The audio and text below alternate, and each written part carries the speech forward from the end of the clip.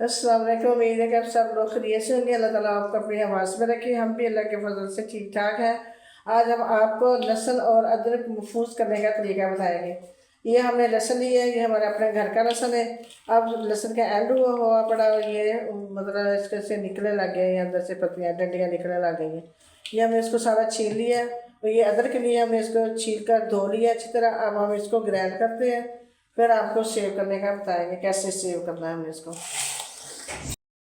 लहसुन हमने grinder jar में डाल लिया। अब इसके अंदर हम थोड़ा सा पानी डालेंगे, फिर इसको करेंगे। ऐसा ये होता नहीं है। अब इसको हम ग्राइंड करते हैं।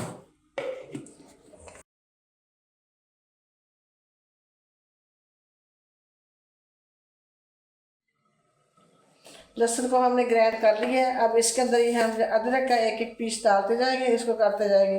अगर हमने इकट्ठा इसको डाल दिया तो ये नहीं होगा, ये मुश्किल से होता है। अब हम मशीन को चला लेंगे।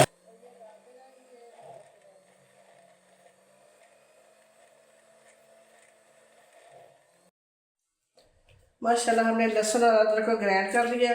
अब इसके अंदर हम ये सरसों का ऑयल है, ये 3-4 चम्मच ये डालेंगे।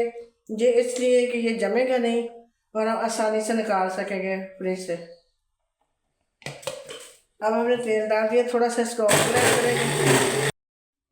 माशाल्लाह हमने ये सारा ग्राइंड कर लिया। अब ये हमारे पास एक डब्बा है, ये आइसक्रीम वाला, ये हमने रखा हुआ है। इसके अंदर हम सेव करेंगे, इसको डालेंगे।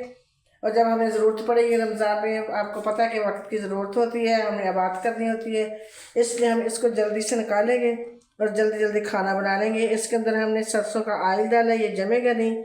जितनी हमें ज़रूरत होगी इतनी हम निकाल लेंगे, 1-2 चम्मच, जितनी हमें ज़रूरत पड़ेगी वो हम आसानी से निकाल सकेंगे। और उम्मीद कि आपको ये हमारा तरीका पसंद आया होगा। पसंद आया तो लाइक करें, शेयर करें, सब्सक्राइब करें। ओके, अल्लाह हाफिज़।